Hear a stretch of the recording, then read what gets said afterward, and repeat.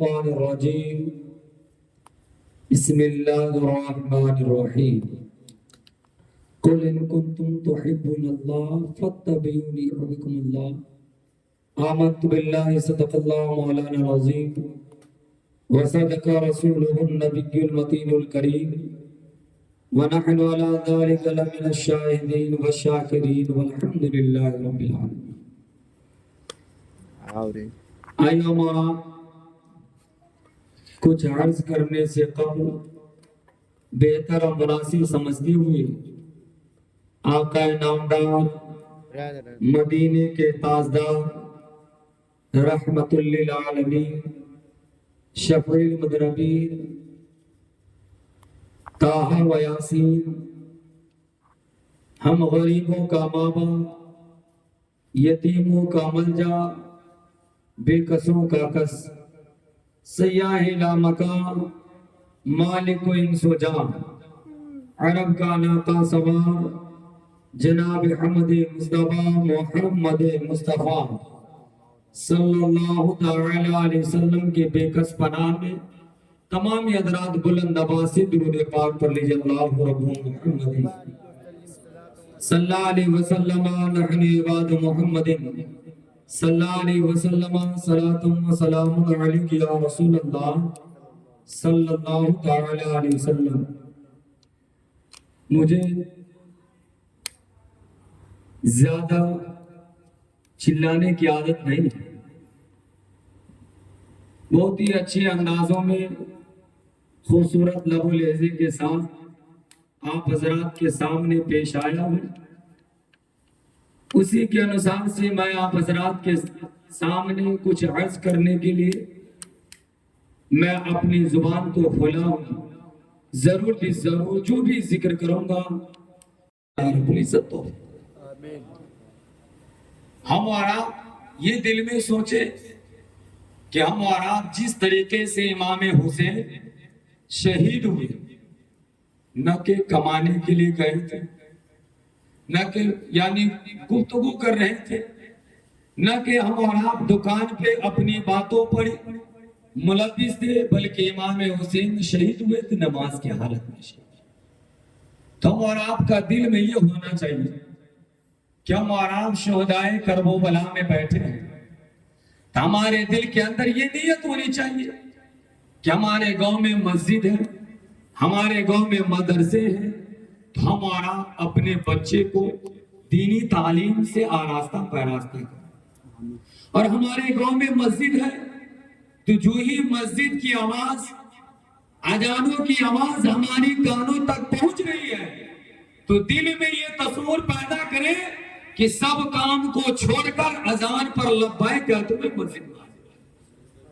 اس لیے ہمارا محفل میں ہے، بہت سارے مولانا آئیں گے، ہر تمام طریقے کے بات آپ کے سامنے پیش کریں، لیکن ہم اور آپ کی ضروری ہے ابھی کی اس حالات میں، اس دور میں، اس وقت ہم اور آپ کو کیا کرنا چاہیے؟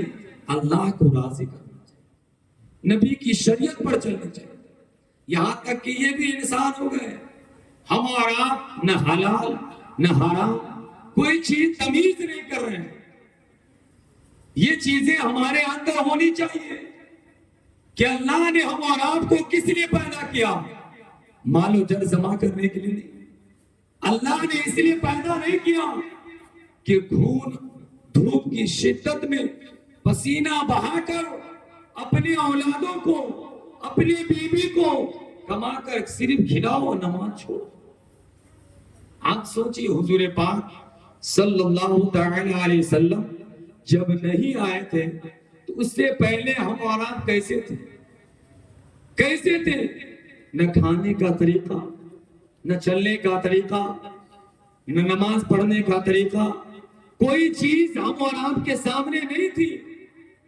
جب اللہ رب العزت نے میرے سرکار جناب حمد مصطفیٰ محمد مصطفیٰ صلی اللہ علیہ وسلم کو اس زمین پر پیدا کیا تو انہی کے بدولت چلنے کا طریقہ ملا، نماز پڑھنے کا طریقہ، نکاح کرنے کا طریقہ، کھانے کا طریقہ، رہنے کا طریقہ، ہر چیز کا طریقہ اللہ رب العزت نے نبی کے صدقے میں. یہ چیزیں ہم اور آپ کو سوچتے تو ہم اور آپ دل میں اقرار کریں. کیا ہم اور آپ شہدائے کربلا کی محفل میں بیٹھے ہیں، چاہے بوڑھے ہوں، نوجوان ہیں، چاہے بچے ہیں، چاہے جو بھی شخص ہیں، آپ دل میں اپنے ہاتھ کو رکھ کر اور یہ سوچیں کہ آج سے میری نماز قضا نہیں ہوگی، آج سے میری نماز قضا نہیں ہوگی. اپنے بچے کو ضرور بھی ضرور نبی کی شریعتوں پر ہم اور آپ چلنے گے. یہ ہمارے اندر ہونی چاہیے. ہم اور آپ کیسے جانیں گے؟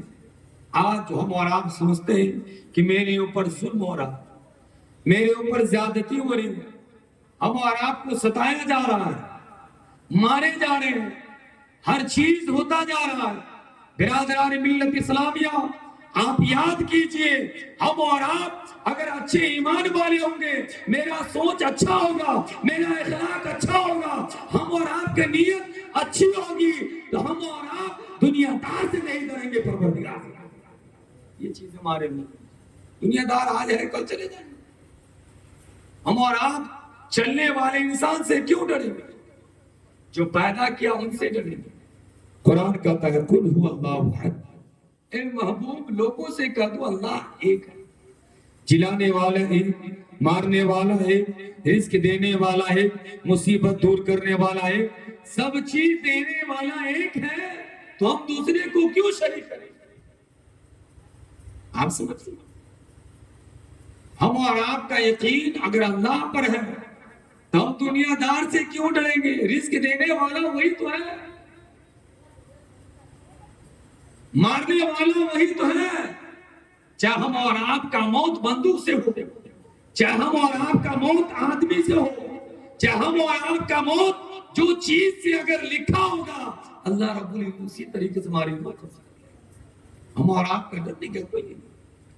ہم اور آپ کا ایمان بھٹک چکا ہے. یا ایھا الذین آمنوا فی السلم کافہ. اے ایمان والو پورے کے پورے حالت اسلام میں داخل ہو. آدھا ایمان والے ہیں، کبھی ادھر جاتے ہیں کبھی ادھر جاتے ہیں. سوچئے، کبھی ادھر جاتے ہیں کبھی ادھر آتے ہیں. تو جب میرا ایمان ہی درست نہیں ہے تو ہم اور آپ کو کامیابی کہاں ملے گی؟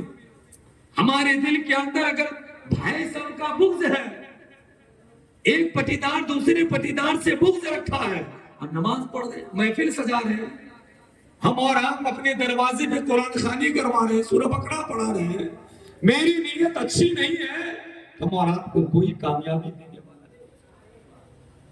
اور میرا دل، ہر چیز اگر نیت اچھی ہے تو جو بھی چیز اگر صدق دل سے کریں گے تو اللہ تبارک و تعالی یہاں بھی کامیابی اور میدان محشر میں بھی کامیابی.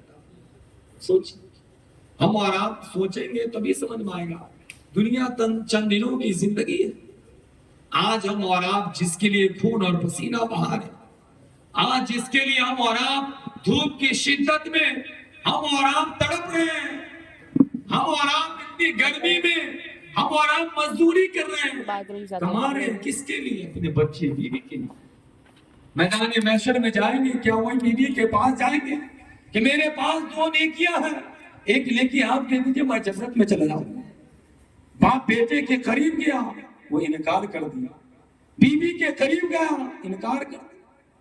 آپ کس کے لیے کما رہے ہیں؟ سوچیے. برادران ملت اسلامیہ، ہم اور آپ اسی میں سے، ہم اور آپ 24 گھنٹے میں سے 1 گھنٹہ اللہ کے لیے نکال دیں گے تو عبادت بھی ہو جائے گی، ہم اور آپ کی دل ایک دم صاف بھی ہو جائے گا، دماغ بھی پاک ہو جائے گا، اور اللہ رب العزت چہرے پہ نور بھی عطا، ساری چیزیں مل گئی. تو ہم اور آپ کے دل میں یہ نہیں، مسجدیں ہم اور آپ اذان کی آواز کانوں تک پہنچ رہی ہے لیکن ہم اور آپ چین و سکون سے سوتے ہیں. تو برادران ملت اسلامیہ، ہم جس نیت سے آپ محفل پاک میں بیٹھے ہیں، شہدائے کربلا کی محفل میں، آپ اس کو اپنے دل میں محبت کرتے ہوئے، اپنے دل میں محبت رکھتے ہوئے، ہم اپنے دل کے اندر اپنے ہاتھ دل پر رکھ کر اور یہ دل میں تصور کریں کہ اللہ رب العزت جب تک میری عمر رہے گی تب تک میں نماز کی پابندی کرتا ہوں، اور ہم اور آپ اللہ کی عبادت میں مشغول ہیں. جب ہم اور آپ تمام لوگ، ہر ایک مومن لوگ جب نماز کے پابند ہو جائیں گے، جب اللہ پر یقین رہنے لگے گا، میرا سوچ اچھا ہو جائے گا، تو ضرور بھی ضرور ہم اور آپ کو ظالموں کے ظلم سے اللہ رب العزت بچنے کی توفیق عطا۔ اور ہمارے اندر صحیح نہیں ہے تو ہم اور آپ کے اوپر حاوی ہو۔ قرآن کے اندر لکھا ہے، میرے نبی نے 1400 برس پہلے ہی کہا تھا کہ ایک وقت ایسا آئے گا کہ مسلمان مارے جائیں گے، کاٹے جائیں گے، ظلم آئے گا، زیادتی ہوگی، ہر چیز ہوگا جب ایمان سے دور ہو جائیں گے۔ تو یہی ہو رہا ہے کہ ایمان سے ہٹ چکے ہیں، ہمارا دل صاف نہیں ہے، ہمارا ذہن ایسا ہو چکا ہے کہ ہم اور آپ جو بھی چیزیں کر رہے ہیں، ہم اور آپ کو لابھ نہیں ملا، کوئی کامیابی نہیں ملی، اور ہماری ماں بہن کے بھی یہ حال ہے کہ آپ سوچ، ایسی حالات ہو چکی ہے کہ اس کے پاس ایک وقت کی نماز پڑھنے کے لیے نہیں ہے۔ اور آج کل کے زمانے میں ہر ایک انسان کے پاس موبائل ہے۔ سلمان آپ سوچیے، ہر ایک انسان کے پاس موبائل ہے، کوئی انسان فلم دیکھ رہا، کوئی انسان موبائل چلا رہا، لیکن کان میں آواز آزان نہیں آ رہی۔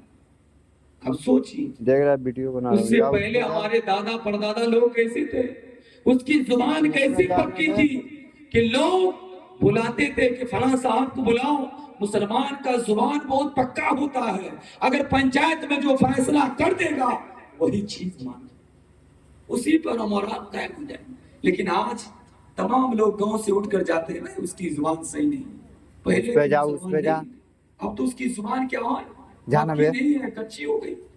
سوچیے کیوں ہم اور آپ ایمان پر نہیں چل رہے، ہم اور آپ نماز کے پابند نہیں ہیں۔ آپ سوچیے ہمارے گھر میں برکتیں کیوں نہیں ہو رہی ہے، ہمارے گھر میں رحمت کے فرشتے کیوں نہیں آ رہے ہیں۔ آج وہی